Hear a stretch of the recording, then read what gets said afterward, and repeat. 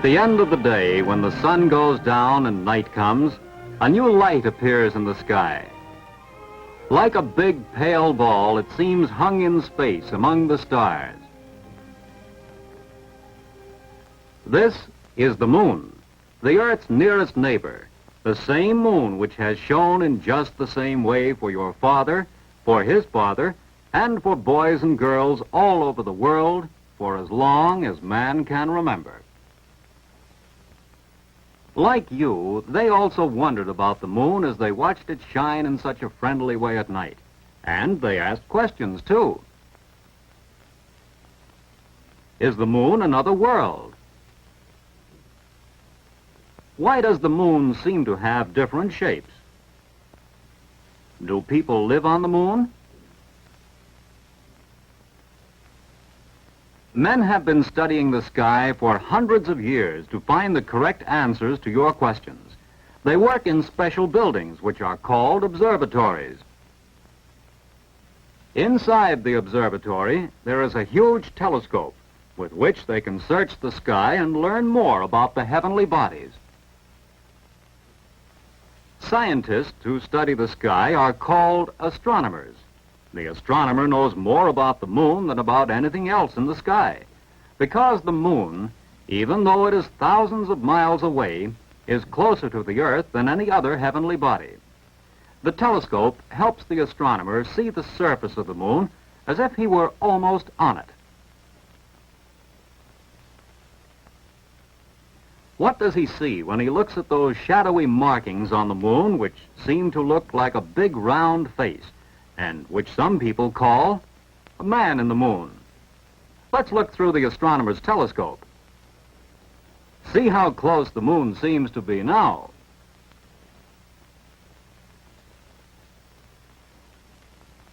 Most of its surface looks rough and uneven, full of rocky mountains and deep saucer-like holes which are called craters.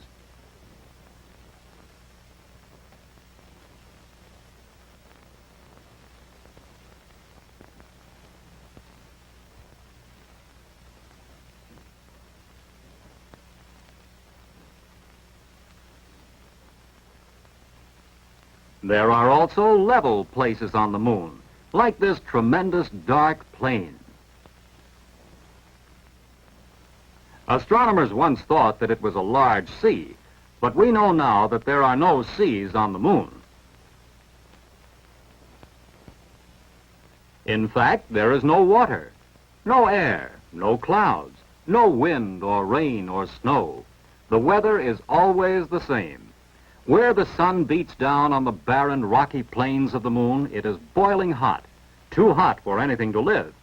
And in the deep black shadows of the mountains and craters, it is freezing cold, much too cold for anything to live.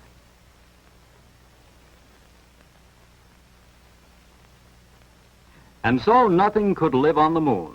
No people, no animals, or plants, no living things at all.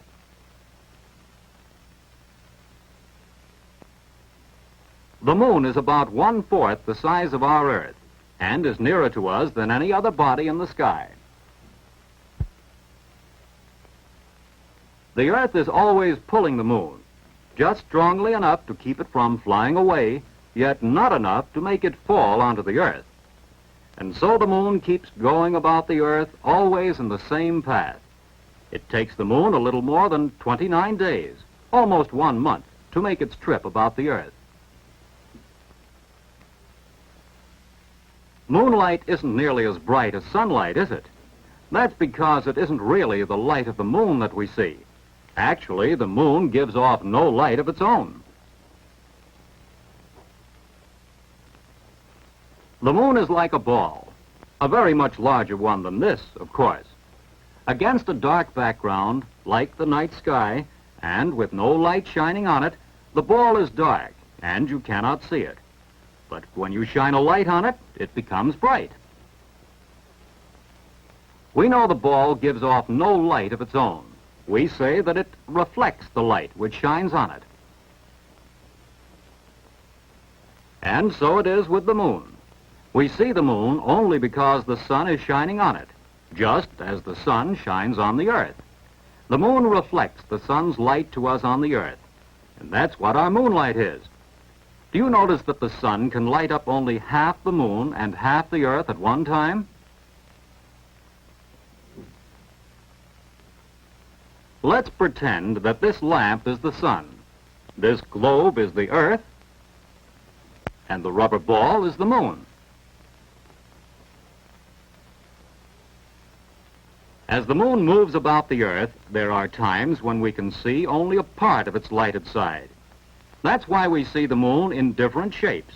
We call these shapes the phases of the moon. When the moon is about here, we can see its whole lighted side, and we call this phase the full moon. Of course, we know it is really only half the moon we're seeing. It's lighted half. As the moon continues to move about the earth, we see less and less of its lighted side. When we see this much, we call it the last quarter phase.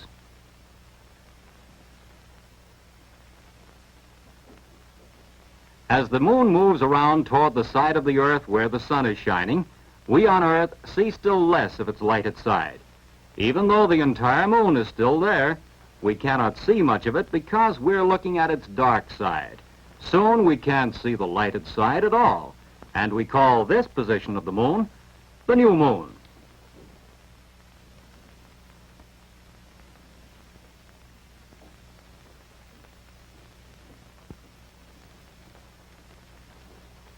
As the moon begins moving away from the sun, we begin to see a little of its lighted side again. Then more and more of the lighted side of the moon becomes visible. When we see this much, we call it the first quarter phase.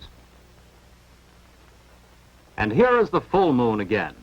The moon passes through all of these positions or phases once every month, because that's how long it takes for the moon to travel once about the earth.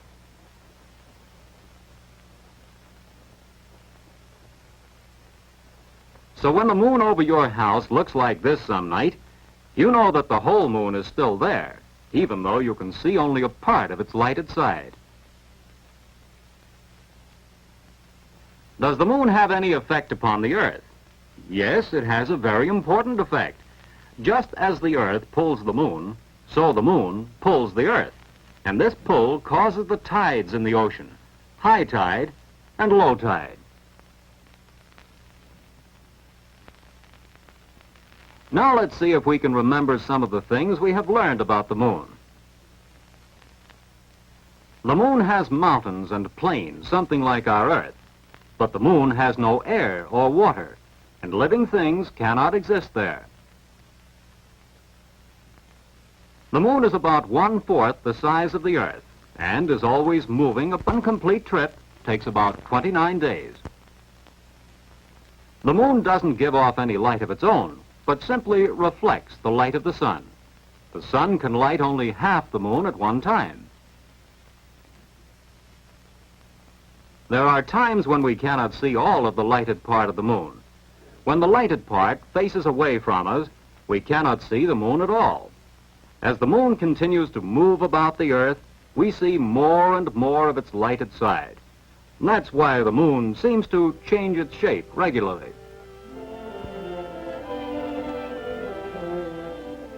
And this ever-changing shape is cause for wonder and pleasure for people all over the world, whether they be cowboys on the plains, or sailors on the sea,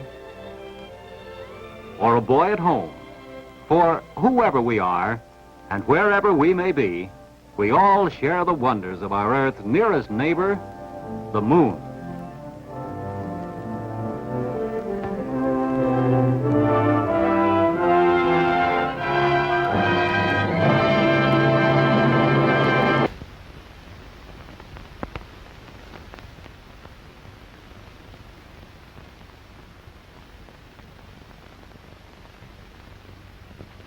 This is the fairground where the fair is held. Every year about this time, this becomes a place of work and excitement, for they're getting ready to hold the fair. The fun of the fair is in all the shows and rides and make-believe of the Midway. Here, too, from far and near, farm folks are bringing in the products of the harvest, the choicest of their animals, the finest of the things that are grown on the farms. Here at the Olson's farm, they're getting ready for the fair, too.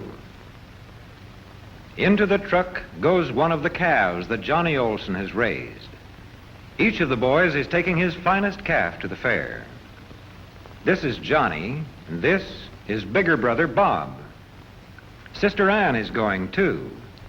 She's taking her 4 pigs. Mrs. Olson is ready to start, but first she must see what Mr. Olson is taking to the fair. It's a sample of his corn, the very finest ears. Everyone ready? It's time to go.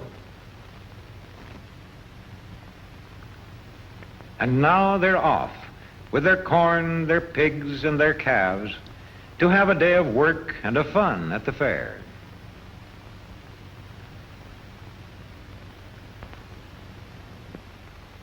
Here in the big cattle barn on the fairground, folks are at work early, tending and grooming their cattle. Bob and Johnny are there early, too. They're getting their calves ready for the show. They comb and brush the calves' coats until they are smooth and sleek. The boys want the calves to look their best. Over here, Ann is busy grooming her pigs. She powders them all over to make them look whiter. See how spotlessly clean they are. But now, there's time to go sightseeing. Johnny goes first to see the fish. Say, these bass would make good fishing if only they were in the creek back home. At the 4-H Club show, Ann stops to see the model rooms. These have been made by the 4-H Club girls. Brother Bob is interested in the butterfly collections. Here's a beautiful case of butterflies and moths. This is one of the many exhibits made by the 4-H Club boys. Ann and her mother like to see the home canning show. Here are rows of fine canned fruits and vegetables, but Ann thinks her mother's canning is just as nice. What's this? Homemade cakes. The judge is deciding which one of them is best. First, she feels the cake. Then she tastes it. Judging cakes ought to be fun. Here in the grain show, Mr. Olson is watching while the judge decides which farmer has the best corn. The judge feels the weight and shape of the ears. Then he looks at the evenness of the rows of grain and the size and shape of the kernels. But surely none of the corn is quite as fine as Mr. Olson's. It's time for lunch. Most of the visitors at the fair have a quick bite at one of the lunch stands. And a foot-long hot dog looks mighty good to these boys. But here at the 4-H Club camp, where many of the farm boys eat, they get fried chicken with all the trimmings.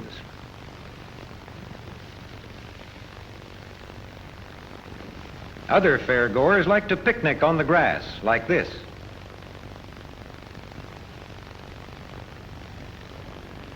Bob still has lots to see. This is a jet plane. Wonder what it would be like to fly it. Here is a tractor. It's much like the one Bob's father has. He knows how to drive this all right. Say, listen to the band. It's time for the parade.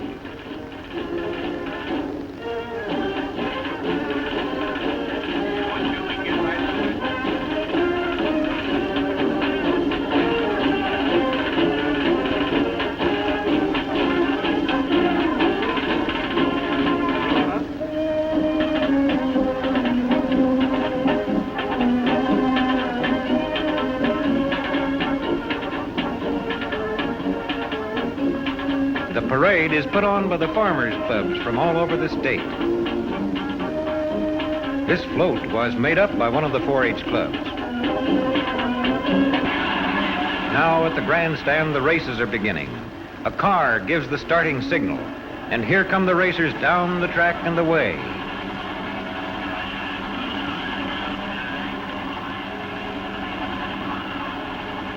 Here they come up the backstretch. And Bob gets there just in time. They're into the curve.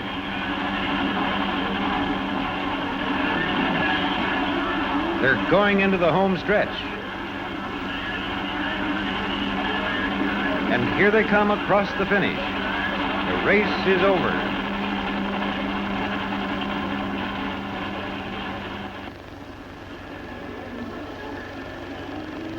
Now it's time for the calf show.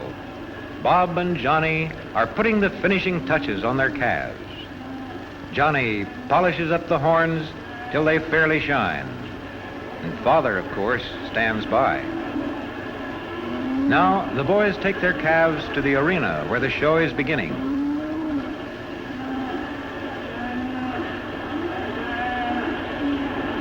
Into the big, shadowy arena, many other boys and girls are leading their calves. Here come Bob and Johnny.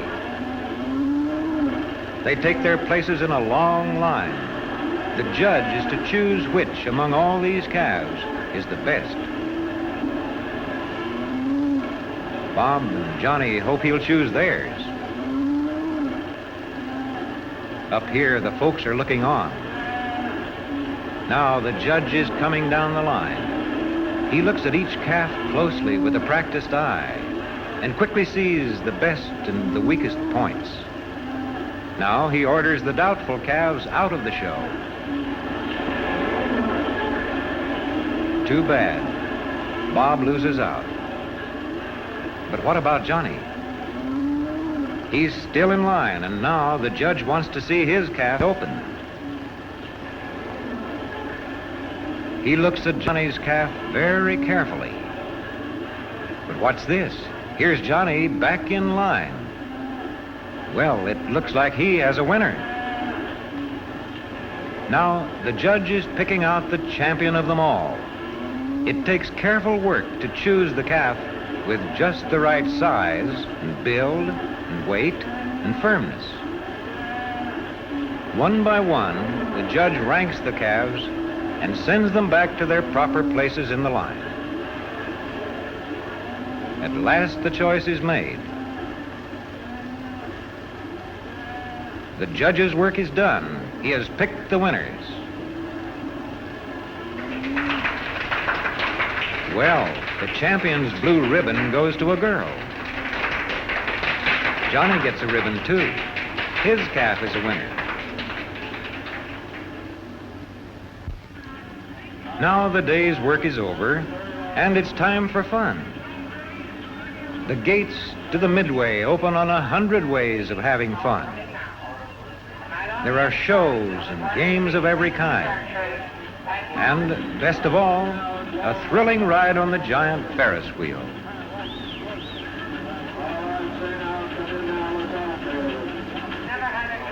Here they go, quickly into the seat with the bar fastened tight to keep them in safely. And now the wheel turns. Up, up, high in the air. And this is how it seems to ride the big Ferris wheel.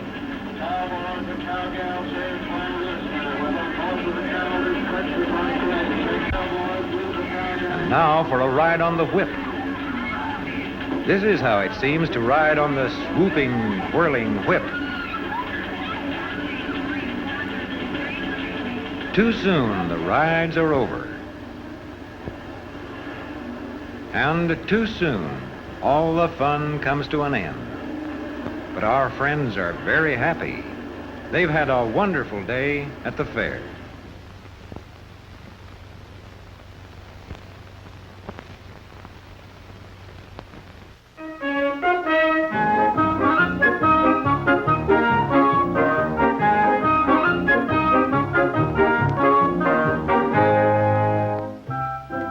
suppose you were ever small enough to get into... Yes, you were. If someone had saved your shoes from the time you were a baby, they might look something like this. You grew and grew.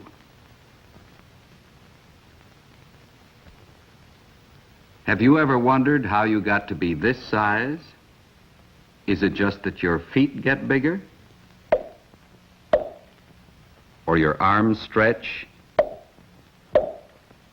Or your neck gets longer? No, of course not. Every bit of you grows. Those bits that you're made of are called cells. Do you have any idea how many cells are in that body of yours? Trillions, more or less. If there are so many cells, of course, they must be very small. This is the way skin cells look under a microscope. Each of these dots shows where a cell is. You can get an idea of their size when you compare them with the end of a needle. Come in all shapes and sizes. This is a live cell scraped from the inside of a cheek. And here are some of the billions of blood cells rushing through microscopic blood vessels. They seem to go so fast because you're looking at such a small section. The slow-moving cells, like this one, are called white blood cells.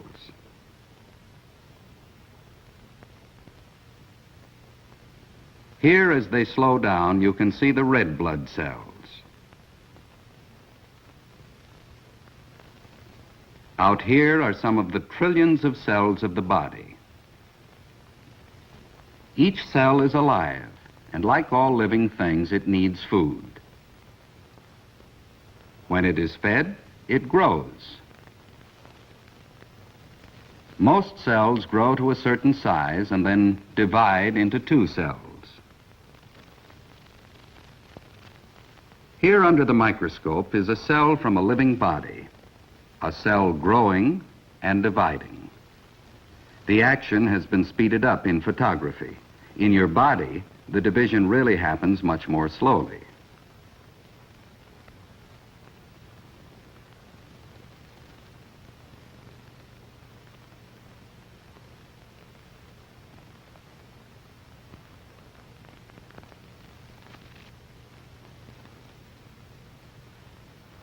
And here is a boy whose cells have divided so many times that he has a few billion too many to fit into his old shirt.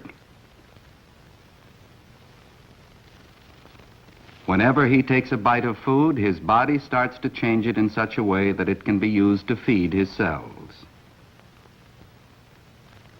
The process of changing food is called digestion, and the parts of you that do the work are called the digestive system.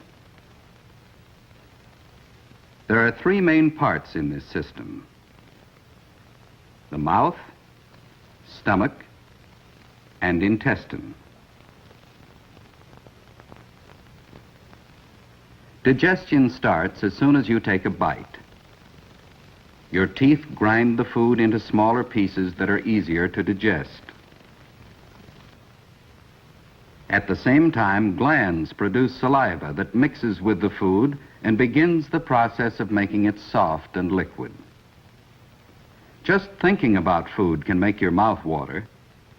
You know what can happen when you think about eating a lemon. There are chemicals in saliva that start the digestion of starchy foods such as bread and potatoes. And now that the food is moist, you're able to make it disappear down the long tube that leads into your stomach. This is an X-ray picture of the side view of a person's neck, showing how it looks when he swallows. And another gulp. Now it's your stomach's turn to help the digestion. There are strong muscles in the lining of your stomach that churn and mix the food. Let's hold everything a minute and look at a very small part of this lining. Such a small part that we could see it only under a microscope. Whenever you eat something, juices come out and help to make the food soft and liquid. Chemicals in the juices break the food particles into smaller bits. The churning action mixes the food and juices together. After the right amount of churning, a muscle at the end of the stomach opens and lets the food pass, a little at a time.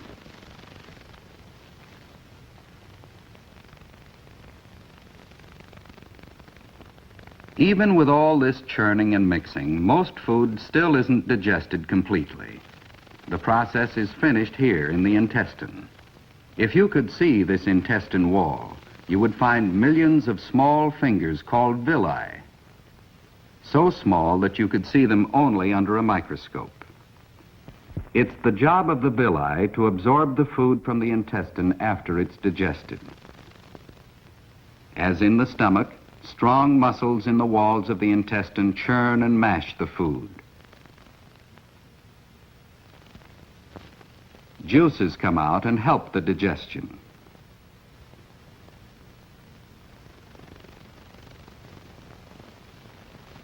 The intestine passes the liquid food along to the next folds, where it is churned some more, over and over down the long, winding tube.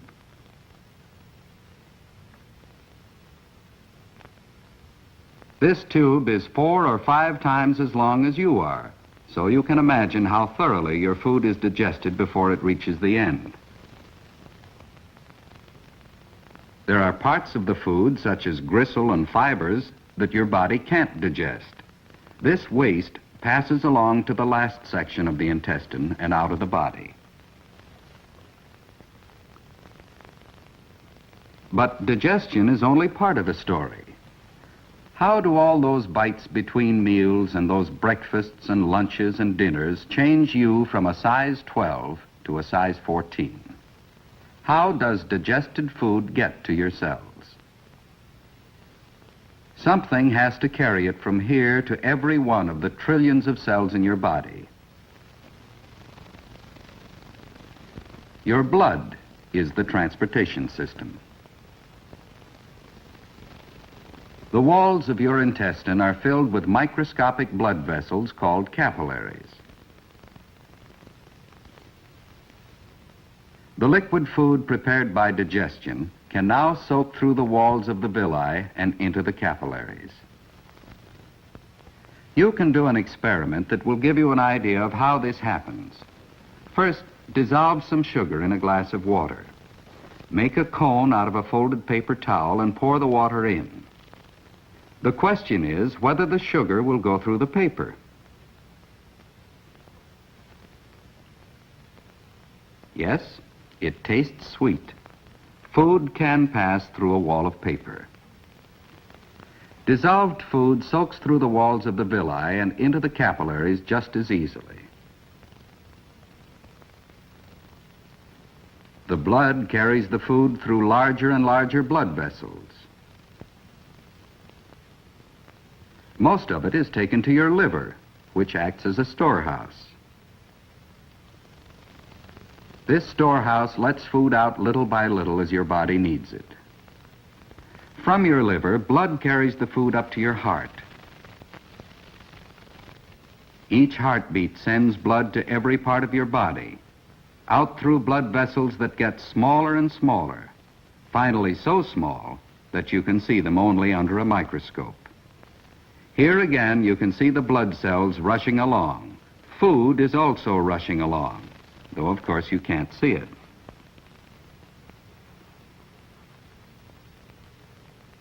The food soaks through the walls of the capillaries, through the cell walls, and into the cells. This is the food that keeps your cells alive. It is food in your cells that keeps you warm and that gives you the energy to move. And it is food that makes you grow. You and this boy have a few million new cells in your skin, muscles, bones, nerves, in every part of your body. When you think about it, it's a rather wonderful body that can make you grow to this size from this size. Once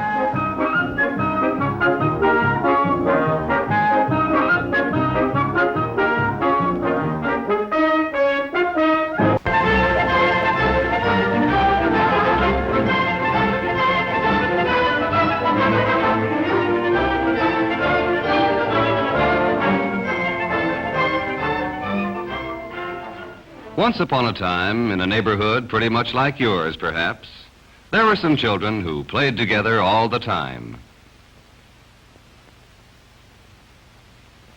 There was Betty, Mike, Pete, and Larry. They had lots of fun digging in a vacant lot. One day, a new girl moved into the neighborhood. Her name was Susan, and she had a dog whose name was Skipper. Skipper was a cute little dog, and Susan was very fond of him. She liked to pet him and play with him. She liked to teach him tricks, too. Of course, Skipper loved Susan. He liked to play with her, and he liked to do the tricks she'd taught him.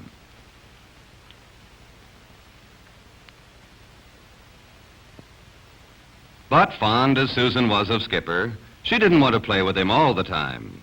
And when the children who lived in the neighborhood came along, she was glad to see them. They invited Susan to play in the vacant lot with them. Larry said, "Come and play with us. We're digging a trench." Mike said, "If you'll come and play with us, you can have one of our shovels."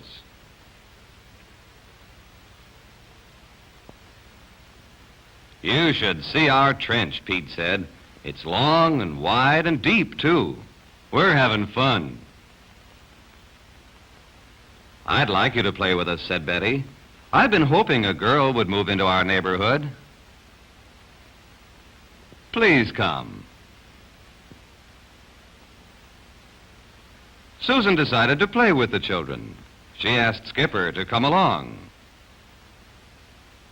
But Skipper refused to go. He didn't like the looks of these new children, and he wouldn't play with them.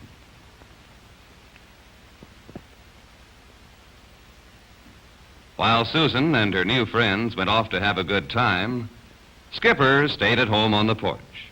"I won't have anything to do with such funny-looking children," he told himself. So he just stayed there and sulked.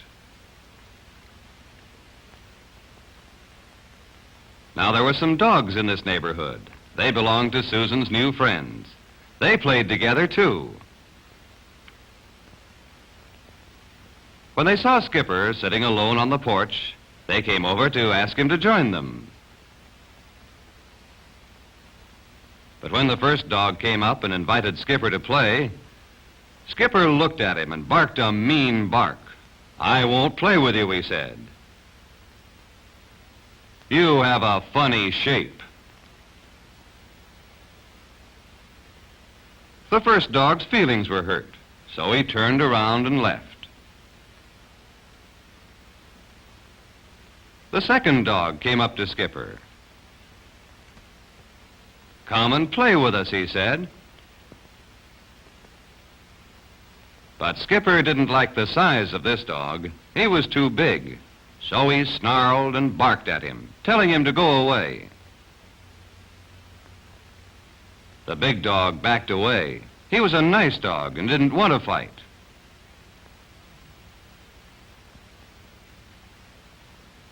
Skipper looked at the third dog, who was still sitting on the lawn.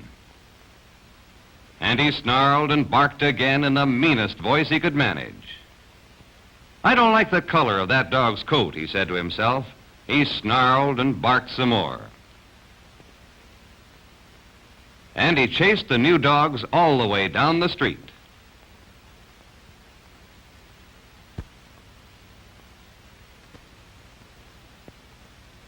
As Skipper trotted back to the porch, he thought to himself, "I certainly won't play with dogs like those. I don't like their looks.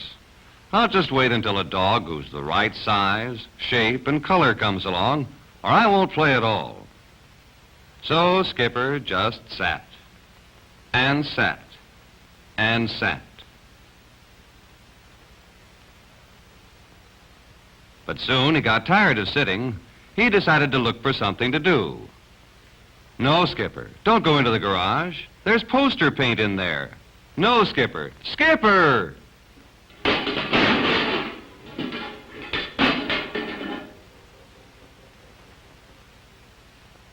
Uh-oh, poor Skipper. Poster paint all over him. And off he went to find Susan to ask her to clean him up. As he started down the street, he met the first dog. Go away, said the dog. Go away, you look funny. Skipper was surprised. No one had ever spoken to him like that before. But the new dog sounded so angry that Skipper thought he'd better leave.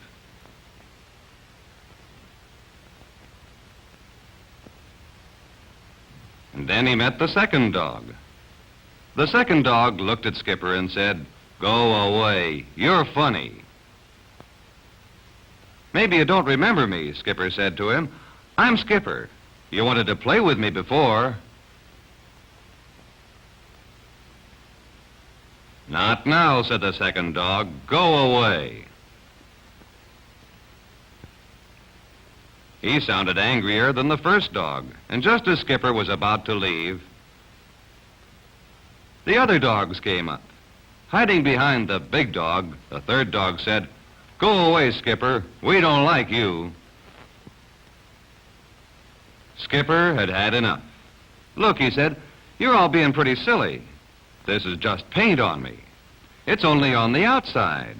Inside, I'm no different than I was before.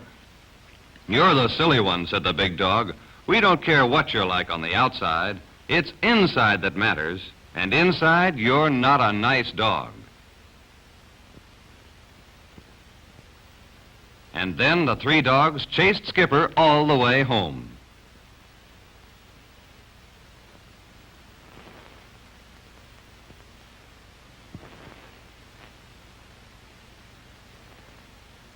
Back on his front porch, Skipper felt very sorry for himself. He whimpered and complained in the saddest voice he could manage.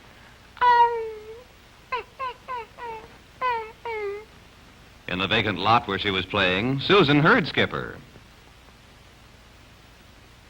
With the other children following her, she raced off to see what was wrong.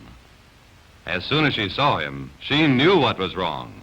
She went into the house for soap, water, and a wash tub.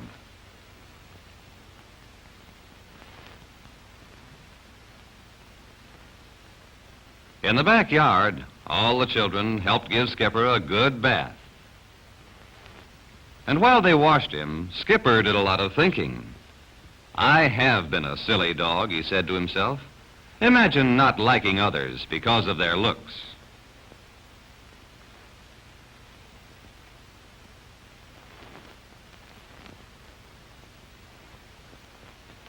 While the children dried him, he thought some more. Size, shape, or color make no difference after all. Being nice is the only thing that counts, and being nice is something inside.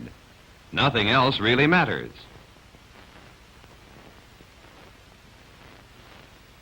After Skipper was washed and dried, everyone went back to play in the vacant lot. The other dogs were there. Skipper said to them, I'm sorry about the way I behaved. I'd like to play with you now if you'll let me.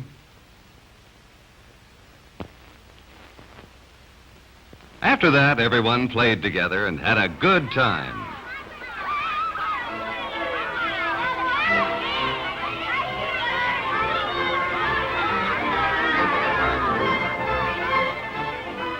And of course, Susan was very proud of Skipper.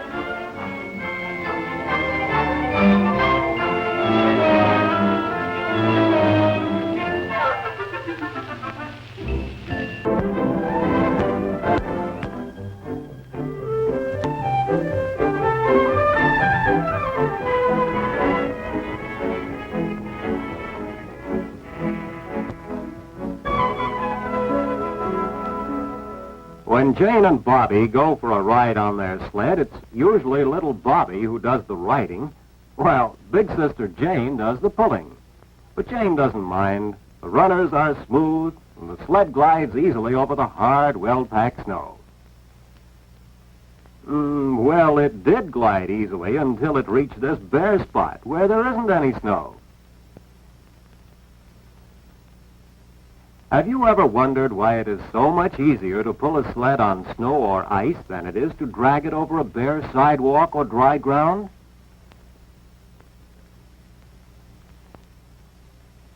A simple experiment will help to show us the reason. Rub a piece of cotton over a mirror. It slides easily on the smooth surface, doesn't it? Now, rub it over a rough piece of wood.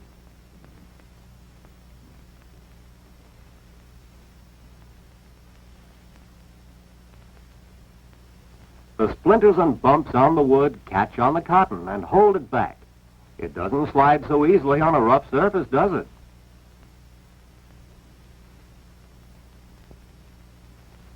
If you look closely, you'll see that the ground is pretty rough too, and full of little bumps which hold back the sled and make it hard to pull. We say there is a great deal of friction between the ground and the runners of the sled. Whenever two objects rub together, there is always a certain amount of friction which tends to keep the objects from moving. The smoother the objects, the less friction there is. Do you think there is much friction between the snow and the sled runners? Friction, because it keeps things from sliding easily, makes them wear out. For instance, the rough surface of the sidewalk rubs against the bottom of your shoes and tears off tiny pieces of leather. That is why the soles and heels of your shoes wear out, because of friction. Automobile tires wear out because of friction between the road and the rubber tires. Knives and scissors become dull. Pencils need sharpening.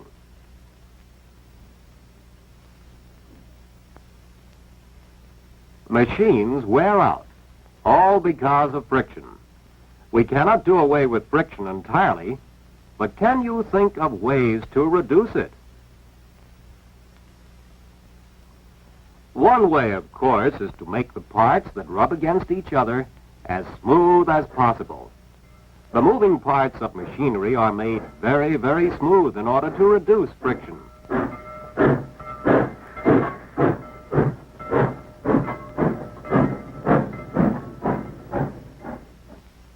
And have you ever heard people talking about 17-jeweled watches? The jewels help to reduce friction. You cannot see them by looking at the outside of the watch. They are inside at the points where parts rub together.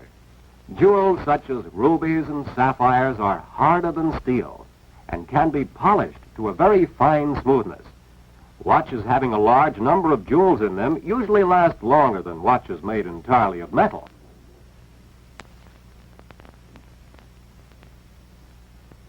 Yes, smoothness helps a great deal, but in most machines, ordinary smoothness does not reduce friction enough. Here is a piece of metal that looks and feels very smooth. But if we could examine it under a microscope, we would see that the smooth surface is actually covered with thousands of tiny bumps and holes. If two pieces of metal like this slide rapidly against each other, those tiny bumps still cause some friction. How can we reduce the friction even more?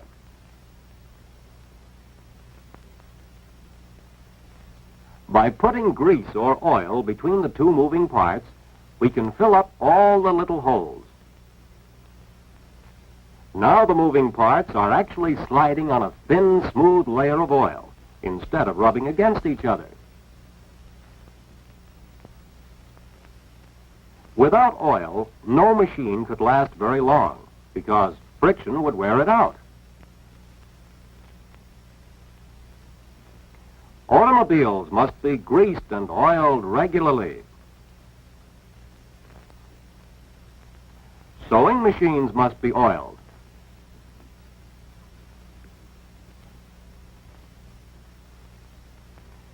And your bicycles and roller skates will run more smoothly and will last longer if you oil them regularly.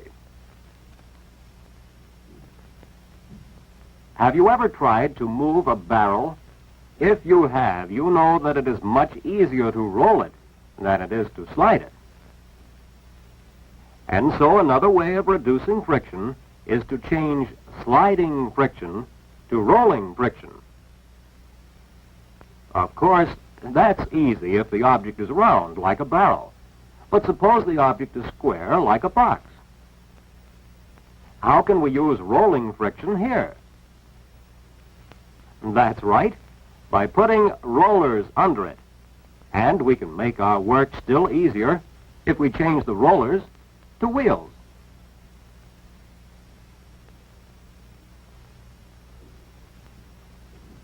The wheel has been called man's most important invention. Without wheels to reduce friction, modern land transportation would be impossible.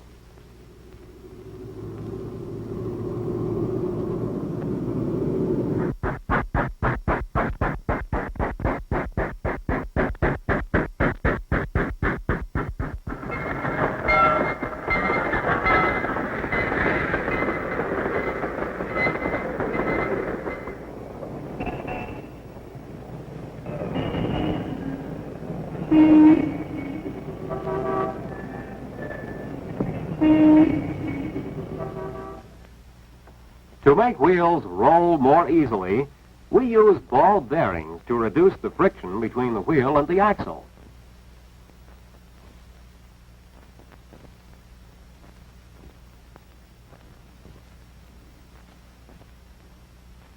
You have seen that by reducing friction, we can make things last longer and we can make our work easier. But you should also know that friction is very useful too. Have you ever tried to turn a doorknob with wet, soapy hands? The soap and water reduce the friction between your hand and the knob. Now you need more friction to grip the knob hard enough to turn it, and so you dry your hands in order to increase the friction. We increase friction in many other ways, too. Bottle caps are usually made with ridges on them to keep your fingers from slipping. The ridges increase the friction between your fingers and the cap.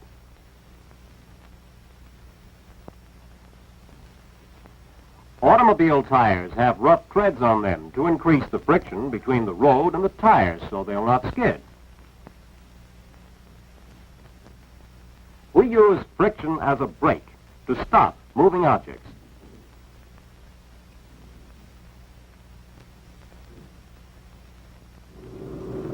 All brakes work by increasing friction.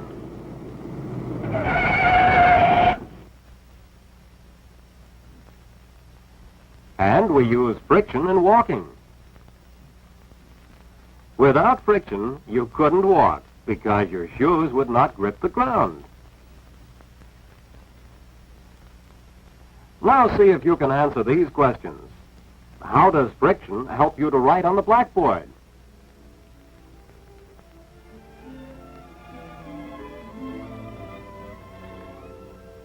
What does this sign have to do with friction? And how is this Boy Scout making use of friction?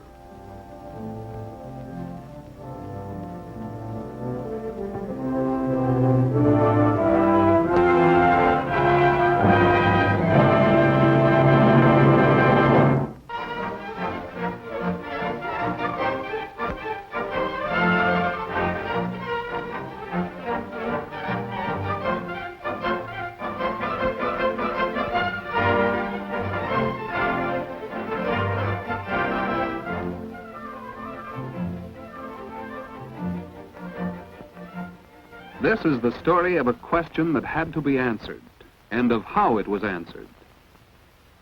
It began when Tom and his sister Joan were out on their porch on a hot summer afternoon.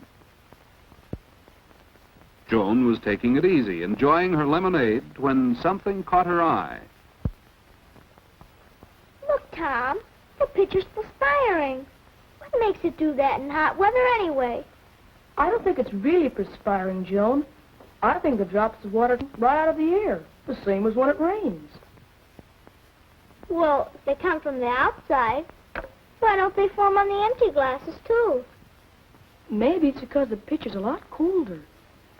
Say, remember?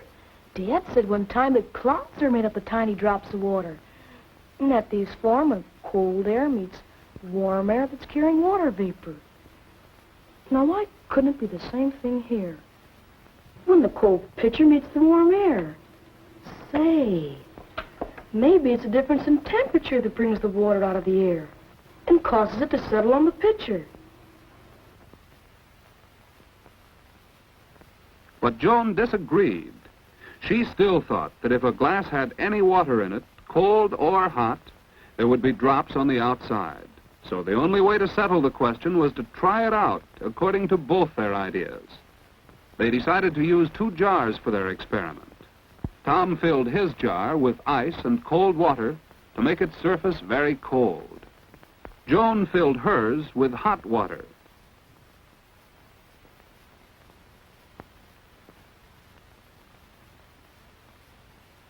They screwed the tops on tight and wiped off any water that might have spilled on the outside.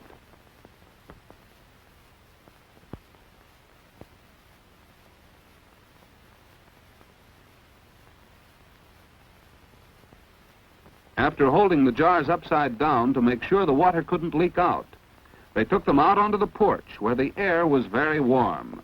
Take your watch, Tom, and let's see how long it takes for the drops of water to form on the jars. All right.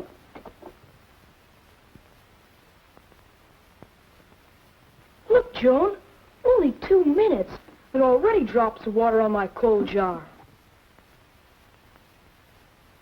My jar of hot water is just as dry as when we brought it from the kitchen. You're right. It must be the difference in temperature that brings the water out of the air. You know, Joan, we ought to test this idea in some other way, just to make sure. And besides, I want to know how water gets in the air in the first place. Say, I wonder.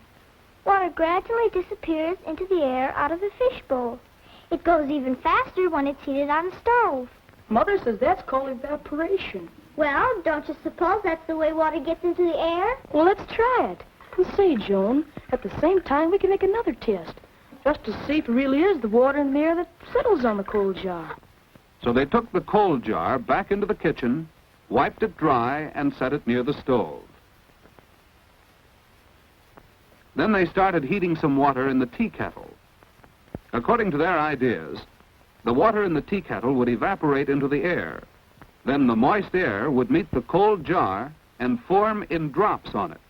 Soon after the water started to boil and evaporate into the air, drops of water began to form on the jar. So Tom and Joan knew they were right. They had solved their problem successfully by thinking it out clearly and experimenting step by step. And the 2 experiments soon led them to understand the reasons for other things they had noticed.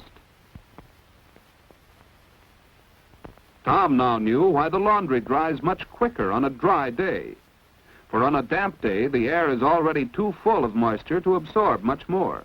And Joan decided that Tom must have been right about clouds forming from cold air meeting evaporated water in warm air.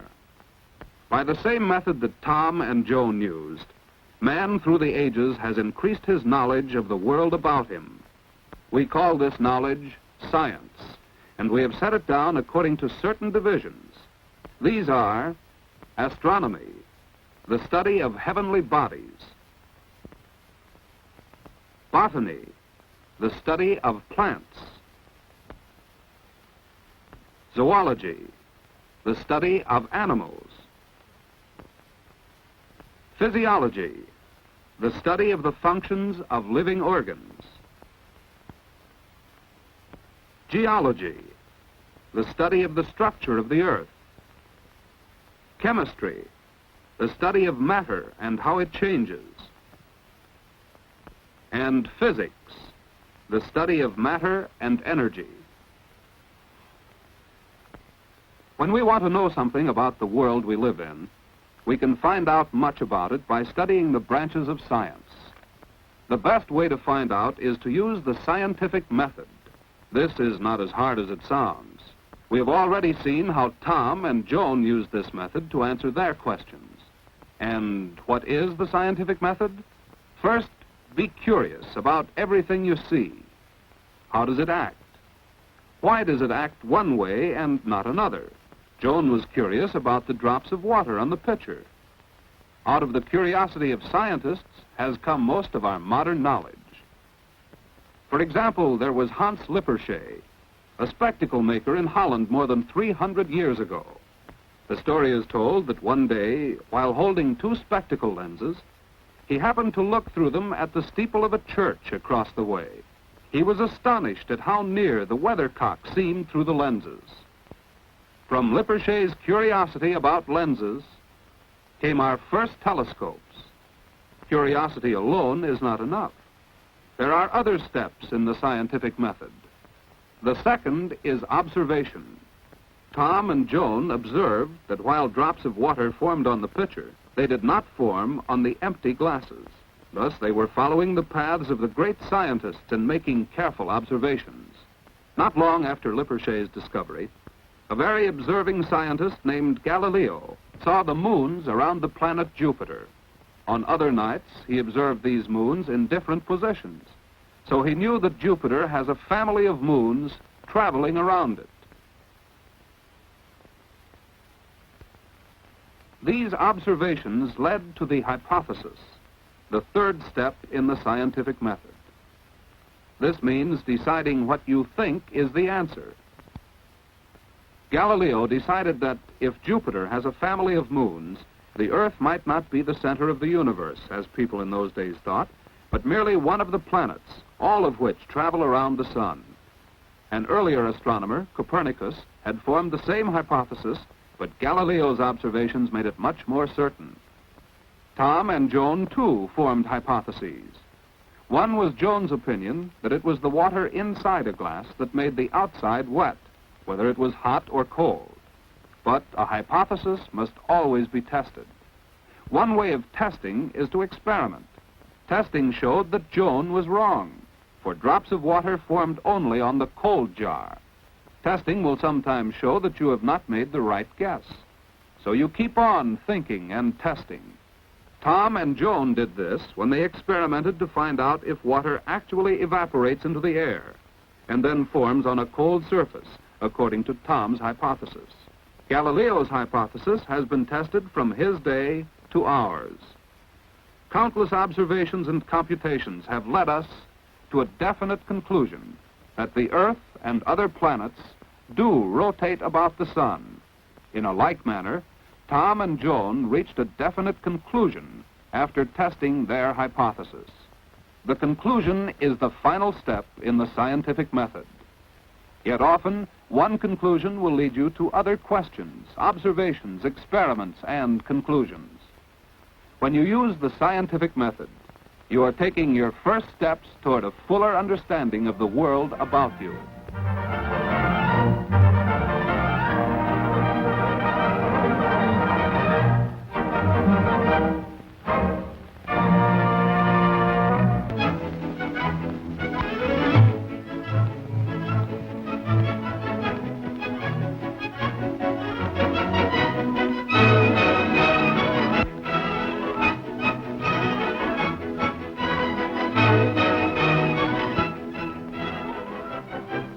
In early days, man worked mainly with the energy in his body.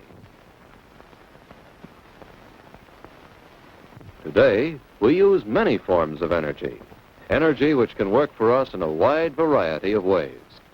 We're preparing to shoot a motion picture on energy. Let's see how many ways we are using energy to make the picture. We have our lights and the camera. The energy of human muscles does the work of moving the camera. When the camera is in place, another kind of energy, electrical energy, will do the work of running the camera. Well, there we are, just about ready. We use sound, another form of energy, to talk and give instructions. And now we'll check the lights. Lights use electrical energy. Do they do work? Do they move objects? Not exactly. But strong light does cause the indicator of this light meter to move. So, as we'll see, light, too, is a form of energy. Well, all set? Camera, action. And here's what the camera sees. Some metal balls, some matter, normally at rest.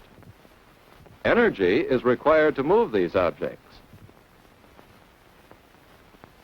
Muscular energy lifts the metal ball against gravity. As a ball is lifted, it gains in potential energy, the energy of position. As the ball drops, the potential becomes kinetic energy, the energy of moving objects. This kinetic energy can be transferred through the balls so that the ball at the other end is lifted, gaining in potential energy. Think about what's happening here, and you may have a better understanding of potential energy and kinetic energy.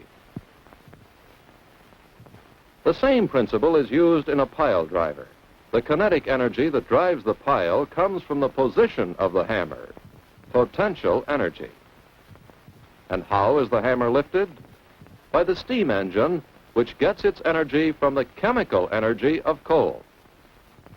Chemical energy can do work when it causes certain substances to react with one another. For example, vinegar and baking soda contain chemical energy. This is stored, or potential energy, when the two chemicals are kept apart. But mix them together, and you see a transformation of a little of the chemical energy into motion or work.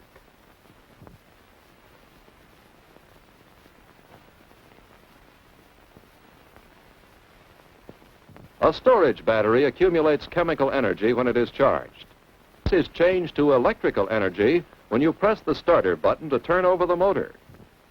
And when you step on the gas, the chemical energy of the fuel is changed by combustion into heat energy in the motor, which moves the car. Let's examine this subject of heat as a form of energy. In this laboratory demonstration, we can see heat doing work. This turbine wheel is matter at rest. Heat from the Bunsen burner will warm the water from about 25 degrees centigrade on up to the boiling point. Heat causes the water to turn to steam, which expands and moves the turbine. Expansion due to heat is the basic principle behind all kinds of heat engines. Closely allied to heat are a number of other forms of radiant energy. Radiant energy travels through space in waves of different wavelengths. You've heard of radio waves and television. The energy travels in wavelengths from 1/4 of a mile long down to a few feet in length. Infrared rays, a form of heat, are radiant energy with a wavelength shorter than 1/100th of an inch. Still shorter are the waves of visible light, from the longer red rays through the spectrum to violet. Ultraviolet, such as the tanning rays of the sun, is energy with an even shorter wavelength. X-rays and gamma rays travel through opaque objects and are extremely short, about 1/1000th of an inch. All these waves are forms of radiant energy. We also use energy in the form of electricity. Here, in a simple motor that anyone can build, we see motion caused by the flow of electricity. Electrical energy can be used to do work, to operate such machines as this streetcar. The energy to move a streetcar must be brought from somewhere, through wires from an electric plant, perhaps a coal-fired steam plant, or a hydroelectric plant. Here, electrical energy is obtained from the kinetic energy of falling water. And the whole system, from water to streetcar, might be thought of as a single machine, a machine that transforms the potential energy of water behind a dam into the kinetic energy of a moving streetcar. And the transformation of energy from one form to another is the whole story of our practical uses of energy. We have devised a great variety of appliances, tools, machines, and engines designed to make use of various forms of energy. But what are the sources of our energy? Natural fuels, such as coal, are one important source. Ages ago, energy from the sun, which accumulated in green plants, formed the coal we use today. Falling water may also be called a source of energy. But how did the water get where it could fall? Heat from the sun furnishes the energy which evaporates water from oceans and lakes so that it can fall as rain and flow in our rivers. So the sun is the original source of most energy. Heat and light and other forms of radiant energy result from a process in the sun, a process, we believe, of transforming matter into energy. Indications are that simple atoms of hydrogen in the sun are being built up into helium, giving off enormous quantities of energy in the process. This type of energy is called nuclear energy, or sometimes atomic energy. From the nucleus of the atom comes the explosion of the atomic bomb. But we can demonstrate some very gentle effects of nuclear energy. We use a device like this to measure the radiations of nuclear energy. Indications of such energy are picked up by the tube or probe of this Geiger counter. They are amplified in this box and show up as a warning sound on the loudspeaker. Such a measuring instrument is an important tool in our investigations of industrial and medical applications of nuclear energy. Now, you do not ordinarily think of a watch as radiating energy. Of course, the luminous dial gives off light visible in the dark. Yet the radium paint also sends out other radiations, gamma rays, as the nucleus of an atom here and there breaks up. We shall hear indications of matter, atoms of radium, being transformed into energy.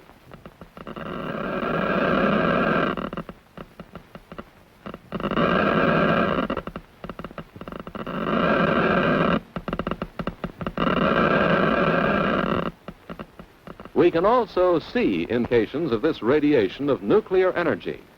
Rays given off by the radium atoms cause this needle to move.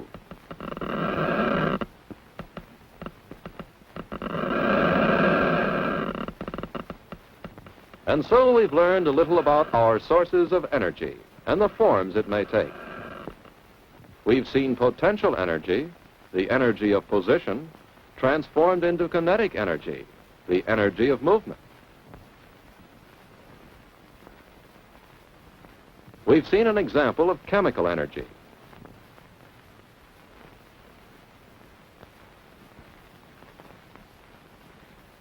Heat energy. Electrical energy. And nuclear energy. Matter transformed into energy. In this picture, we've shown just a few examples of different forms of energy. Wherever you see work being done, find out how energy is being transformed and how it is being applied. What can you learn about the nature of energy?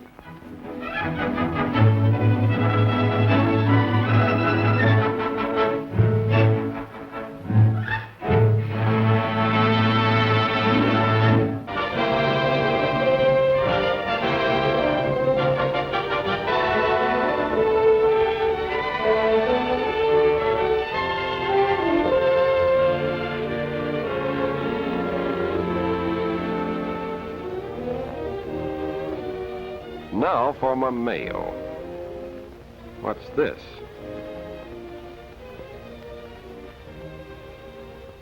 A letter from Billy Johnston. I wonder why he's written me. Dear Mr. Weatherman, Can't you do something about the weather? Today I was getting ready to go on a picnic with Mother and Dad, but it rained, and we couldn't go. So I decided I would write you. I know that the rain comes from the sky, but how does all that water get up there, and what makes it come down? Yours, Billy Johnston. P.S. Please promise me good weather for our next picnic.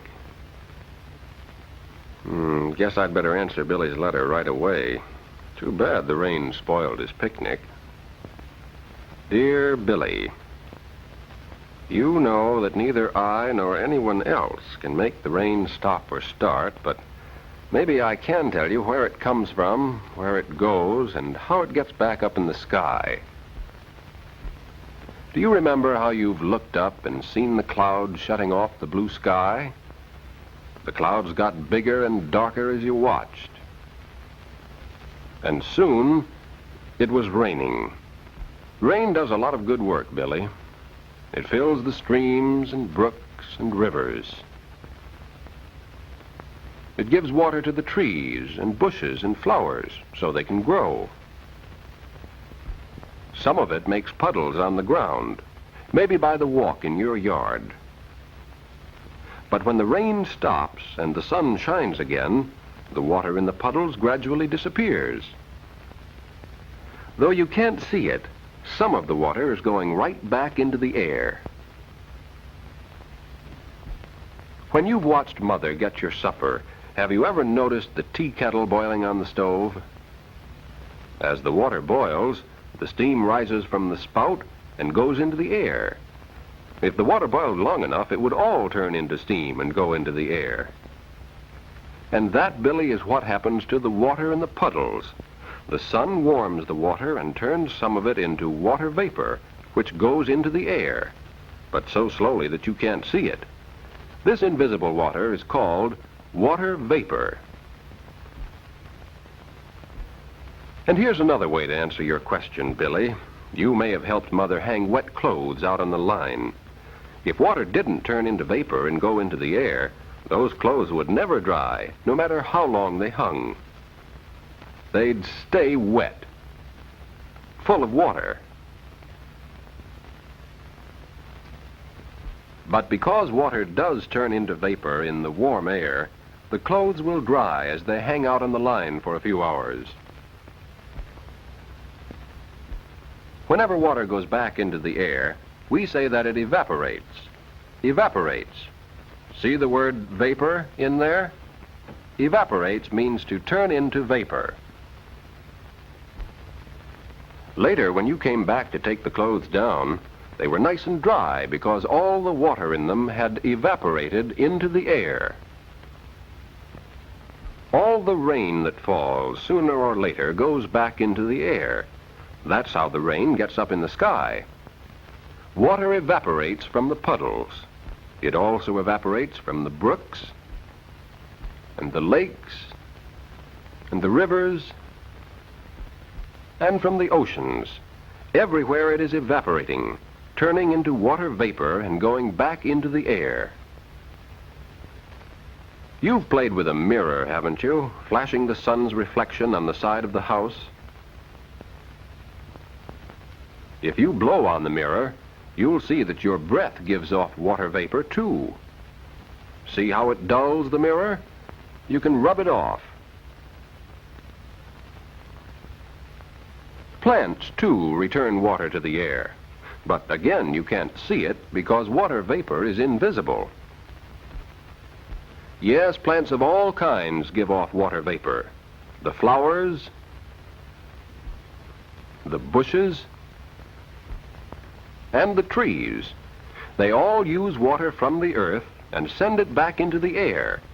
Some of it goes high in the sky, where it gathers into pretty white clouds. But now, Billy, what makes this vapor return to earth as water?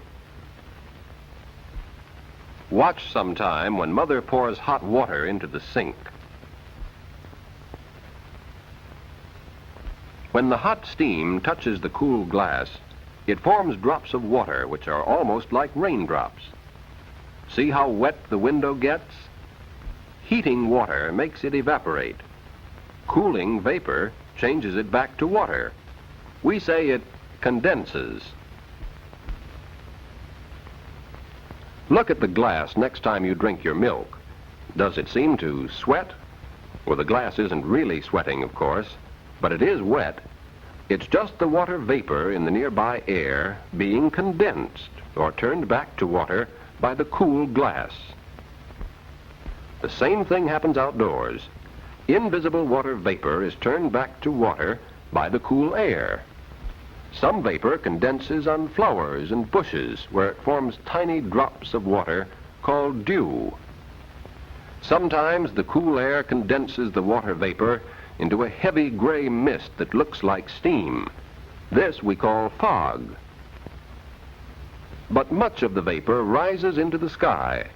There it condenses into tiny water droplets which gather into clouds. As more vapor rises and cools, the larger and darker the clouds become. When they are heavy with water, the rain falls. On very cold winter mornings, you may have seen an icy white pattern on the window pane. That's frost, which comes from water vapor in the room and freezes on the cold glass. When water vapor freezes in the sky, it falls to earth as snow.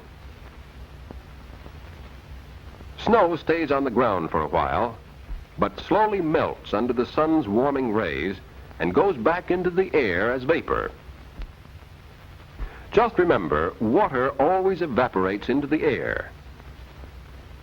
From the oceans and rivers and brooks. It evaporates also from plants. But while water is always evaporating into water vapor from some places on Earth, in other places it is constantly returning as dew, or fog, or frost, or snow, or rain. It's important to understand that the Earth and everything on it use the same water over and over again. I know what else I can do. I can send Billy this book. It tells what makes rain. When you open this book, look carefully at the drawings. They show how, when the clouds are heavy with water, the rain comes down, forms puddles, travels on top of or through the ground to the brooks and rivers, even to the ocean. How some of it goes into the ground to feed the trees and plants. This water evaporates and goes back into the air as water vapor. Some of it rises into the sky where it forms clouds to fall again to the earth to be used over and over again. You see, Billy, water is never lost. It condenses and evaporates into water vapor to condense again. That's the story of rain, where it comes from, where it goes, and how the earth has been using the same water over and over again ever since the world began. P.S. Now you know, too, why I can't promise you good weather for your next picnic.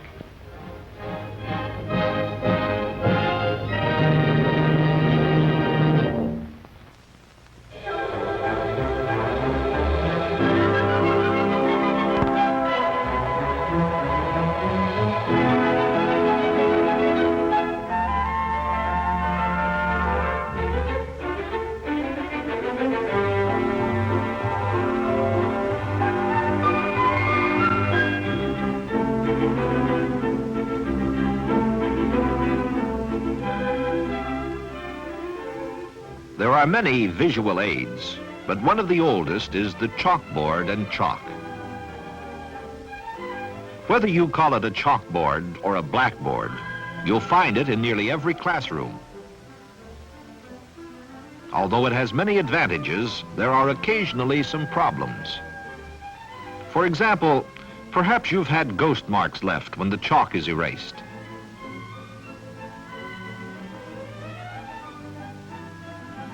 Maybe you've had a colored drawing that just could not be removed. Or your chalk doesn't show up as well anymore and gets more difficult to erase. These problems can be solved, but to do so, you should know exactly what a chalkboard is. For years, the best chalkboard materials have been slate, wood pulp, and cement asbestos. Many other materials coated with abrasive paint also have been tried, but beware of novelty boards. You may be surprised to learn that the surface of a chalkboard is not smooth. If you were to look at it in a simplified cross-section, you could see tiny hills and valleys. This roughness is called the bite. The chalk is worn away as it moves over this rough surface, leaving a mark on the board.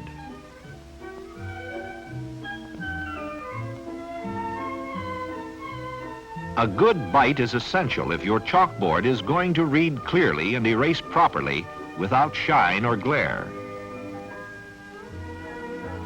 Chalk is important too. All of this looks about the same, but there are differences. It's difficult to tell quality or grade at a glance.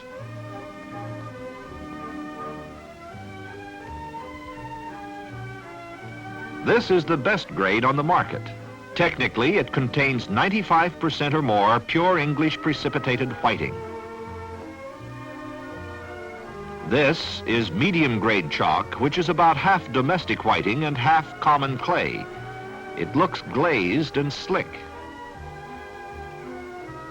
This is the cheapest chalk. It is tapered, full of holes, and contains hard particles that may damage your chalkboard. The best chalk erases easily and completely. Medium grade chalk erases too, but is apt to leave the ghost marks that may have troubled you.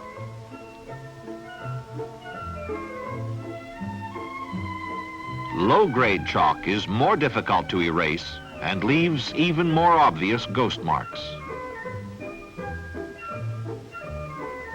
Is it worth taking a chance with anything but the best when the difference in price between the grades of chalk is only about 5 cents per gross?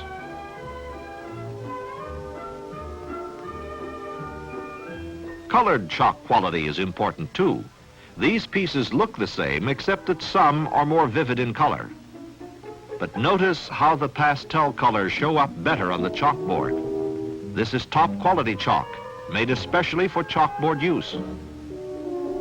This is chalk made for paper. It is difficult and sometimes impossible to erase. You won't have this trouble if you use chalk made especially for chalkboard use. It erases as easily and as completely as first-grade white chalk.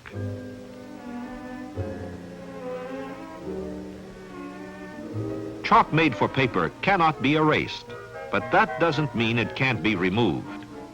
How should you normally clean a chalkboard? Never with an oil-based cleaner or one of the commercially treated cleaning cloths. Over a period of time, these oil-based cleaners will leave a shiny, oil-coated surface that has glare spots, is hard to write on, and difficult to erase. If your board already has such a surface, you can remove it. Also, the ghost marks and the chalk made for paper. Use a damp cloth and a mild abrasive household cleanser. Neither the water nor the abrasive will harm a good chalkboard if used properly. But test in an obscure corner first. If no finish is removed, you are reasonably safe in proceeding.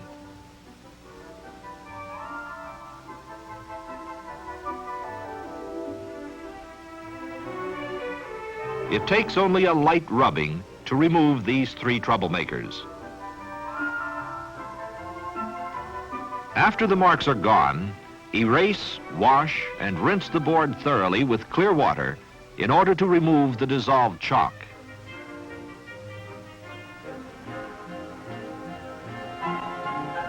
If you don't do this, the dissolved chalk will be deposited in the valleys of the chalkboard surface, gradually giving the board a smooth, biteless surface that is difficult to write on and causes glare. Avoid this by always rinsing the board thoroughly with clean water and then allowing it to dry, preferably overnight. After the board has dried, it must be broken in the same way as a new board. Hold the chalk flat and rub it over all of the writing surface. Then erase it. This leaves a thin film of chalk which is necessary for writing and erasing ease.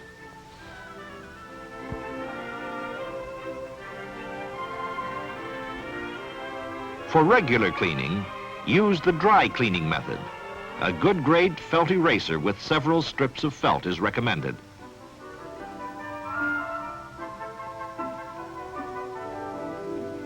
To remove still more of the chalk, use a piece of Turkish toweling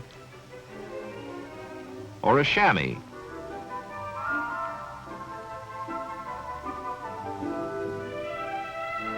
With a chamois-backed eraser, you can wipe off the bulk of the chalk with the felt side and finish up with the chamois side.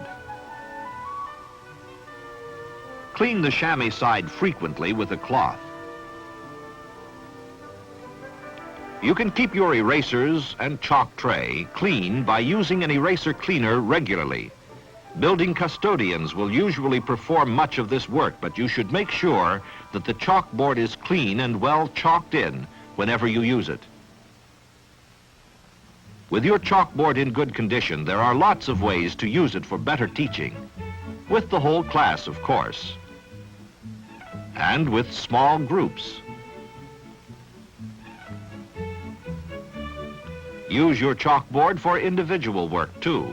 Its size alone sometimes aids in solving problems and presenting ideas. To make complicated chalkboard work simple, there are many aids you can buy or make. For repetitive work, a simple template may be cut from hardboard or plywood.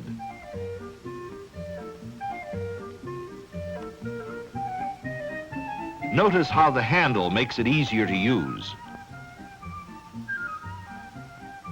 These outline templates may be made for many purposes. They ensure a true picture quickly. A school-made large-scale T-square is a good aid for making straight lines.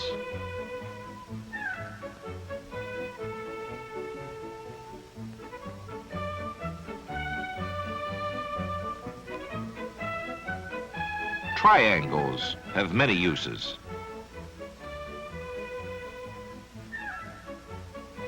An adjustable parallelogram, which may be made or purchased, makes various angles as well as horizontal and vertical parallel lines.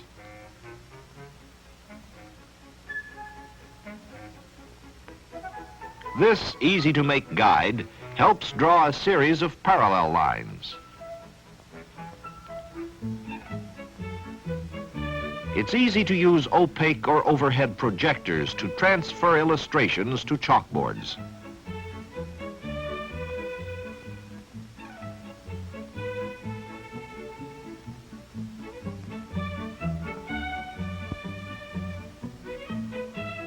On another occasion, this same teacher is using a film strip projector. Notice that she is using a felt nib pen to make a permanent outline on an auxiliary chalkboard.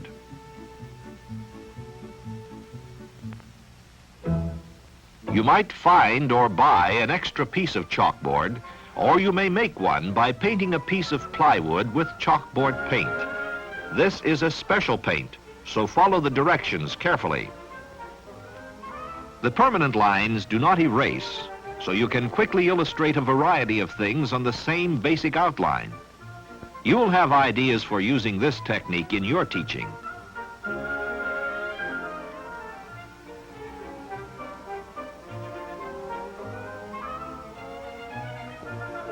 In drawing, notice how much less effective the house made with weak lines is than that made with strong ones. Make a forceful illustration with confidence and emphasis. Simplicity accents sharpness. The sharper the illustration, the stronger the sense impression will be. Color adds emphasis. Use it to focus attention.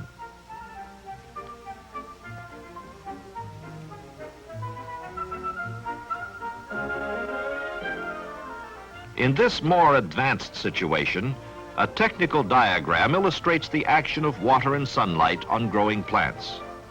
You may already know many ways to use colored chalk in your teaching situations. Remember to use the right kind, made especially for chalkboards. Simple cartooning will give you lively illustrations that will be remembered longer. A circle creates cartoon characters. Lines turning up show happiness. Those turning down, unhappiness. Stick figures can be made in a variety of poses. An inexpensive book on stick figures will be helpful. Additional lines, directional arrows, and speed lines can make your cartoons move. Don't try to be realistic. Sketch quickly and briefly. It's easier than you think. Fancy scripts and Old English lettering are too difficult to read and to do.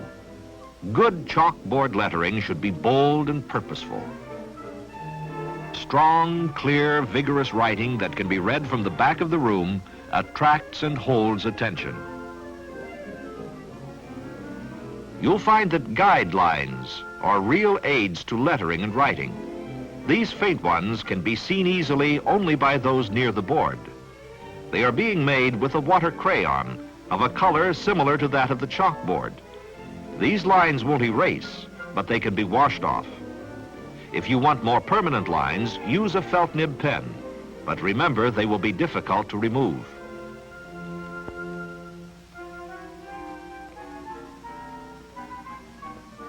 As you are seeing, chalkboards have many uses and advantages. For example, they are readily available. They are stimulating to fast and slow learners alike. Have you ever noticed how some of your best ideas come in the middle of a lesson? The readily available chalkboard quickly and easily helps to visualize your point so all will understand.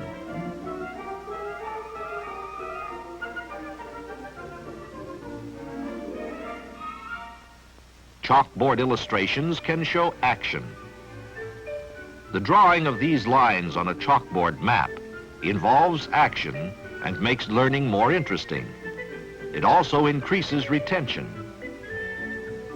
Chalkboards help develop logical sequence. Take this group, for instance. The flexibility of the chalkboard helps the instructor expand his work at the proper speed for each class. Good chalkboard work involves student ideas. This is not a teacher-illustrated lecture. In this well-taught lesson, the students contribute their ideas and information. The technique is identical in the developmental approach, regardless of the subject area or grade level. Chalkboard work focuses attention. This student is highlighting a lesson for the class by listing these specific points. Be sure that your chalkboard use permits group participation. Most teachers find frequent opportunities to send part of their students to the board, while the rest of the class does the same work at their seats.